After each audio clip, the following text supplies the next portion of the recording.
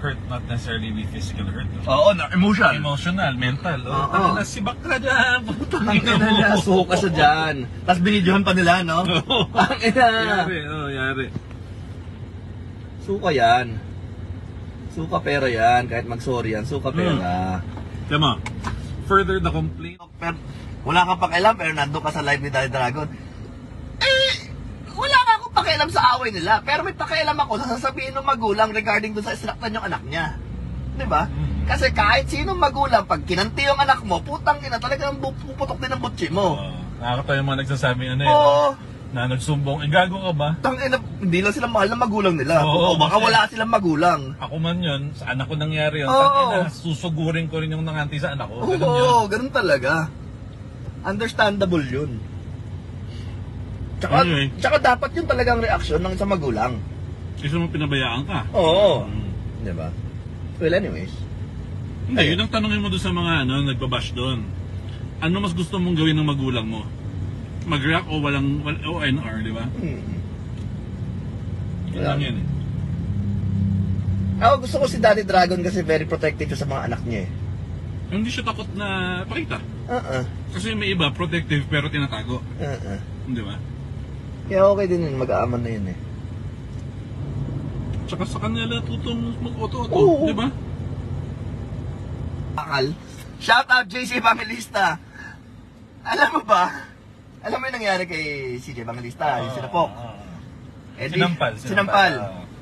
Eh di ngayon, sabi ko kasi sa TikTok, tinanong kasi ako ano masasabi ko sa away ni CJ Evangelista kanong kung sino man yun. Sabi ko, wala akong pakialam. Diba? Kasi di naman, wala na akong kinalaman dun eh. Hindi natin alam storya. Hindi natin alam storya, sinampal. O, di okay, wala akong pakialam. Tapos kagabi, nanood ako nung live ni Airpat nila. Daddy Dragon. So, kinento niya na, yun nga daw, parang, ang tawag dito, dating basher lang daw yun, ganyan. So, technically, ang angle daw is parang In history. Hindi, ang angle lang is, blinag pa, di ba, na, 86. oo nga, blinag pa nila na gano'n. So, parang ang angle is parang, clout chasing lang na inam na sa CJ, ganyan. Sabi ko naman sa kanya, ay, tas bigla may nag-comment sa TikTok, pero wala kang pakialam, pero nandun ka sa live ni Daddy Dragon. Wala ka akong pakialam sa away nila, pero may pakialam ako sa sasabihin ng magulang regarding dun sa sinaktan yung anak niya. Diba? Kasi kahit sinong magulang, pag kinanti yung anak mo, putang ina, talagang puputok din ang butsi mo.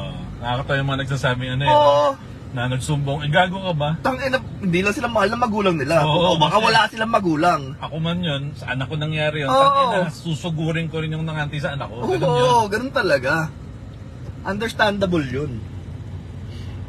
Anyway. Tsaka dapat yun talagang reaksyon ng isang magulang. Kasi mo pinabayaan ka. Oo. Diba? Well, anyways. Hindi, yun ang tanongin mo doon sa mga nagbabash doon. Ano mas gusto mong gawin ng magulang mo? Mag-react o walang ONR, di ba? Yun lang yan eh. Ako gusto ko si Daddy Dragon kasi very protective sa mga anak niya eh. Hindi siya takot na pakita. Kasi may iba, protective pero tinatago. Di ba? Kaya okay din yun, mag-aaman na yun eh. Tsaka sa kanila tutong mag-auto-auto, di ba? Though syempre, may mga taste sila na hindi accepted ng lahat. Eh, kanya-kanya naman talaga ang Oo. taste. Very subjective. Subjective naman yun eh. Pero the way i-handle ni Daddy Dragon yung mga umaano sa anak niya, proud din, nakaka-proud din ba na kung ako'y anak ba na parang utang na airpag ko okay din. Jesus. In-air out eh. Paano i-hilal yung magic collar yan? In-air out eh. Pakita mo sa mga viewers. Sa likod. May airthos. So, kailangan tanggalin yung FD ko pala. Yung ano ko, Fortuner. May decals eh. Nakita mo na ba yung kotse? Naka parang livery. Talaga. Yan. So, yes, tama lang yung ginawa nyo, JC, na idaan nyo na lang sa legal, di ba? Oo. Kesa yung magaganti-gantihan kayo, tangin hindi matatapos yun pag ganun. May kaso yun. Oo. Ano tawag sa ganung kaso? Hindi ko alam eh. Hurting. So, article, hurting. Ano, student handbook. Man hurting. You slapped me instead of punching. Pero nakakabastos kasi yun, mas nakakabastos yung pagsama. Oo, pero, I mean, Hindi, so ibig sabihin, pwedeng part yun ng kaso mo, yung parang ano yun, emotional damage. Oo, danyos talaga, putang ina. Dadanyosan yan. Puta suka pera yan. Kung kasuhan lang din, di ba Kasuhan, oo, puta sila evangelista naman, may pera naman yan. Puta, kailaban yan. Tsaka kung, di ba, to prove a point, putang ina, kasuhan mo, hanggang tuluyan mo talaga. Puta, pasukain mo ng pera, puki yun ang yun. Hindi naman nga dahil kailangan mong pera, dahil gusto mo lang Dahil gusto mo, makabalak. oo, gusto mo lang talagang pasukain ng pera. Di ba? Tangina mo, ha? Tanggal lang ano mo ngayon, tanggal lang hanap buhay mo sa akin. Oo. Ganon. Kasuhan mo ng madala, yun lang Tapos yun eh. magsa-sorry-sorry? Hindi! Hindi. Suko nga pera. Pag public apology mo, tapos pasukahin mo pa ng pera. Oo, pasukain mo ng pera. Yun the best doon. Yun ang hirap lang sa sa panahon din ngayon, lahat may phone. Dati yun, pag Hindi, nagkasuko ka na. sila naman nag-record eh. Hindi, ibig sabihin, hindi lang naman sila nag-video, marami naman eh. Dati kasi yan, nasisettle lahat yan. Yun na, on right there and then, di ba? Hanggang Amicable settlement? Hindi. wala. Kasi may malicious ano eh, intent eh. Oo. Dapat siya pasukain talaga ng pera yun. Cute po ba? Ayoko na, malalasa. Wala nga kasing mayonnaise eh. Man-slapping.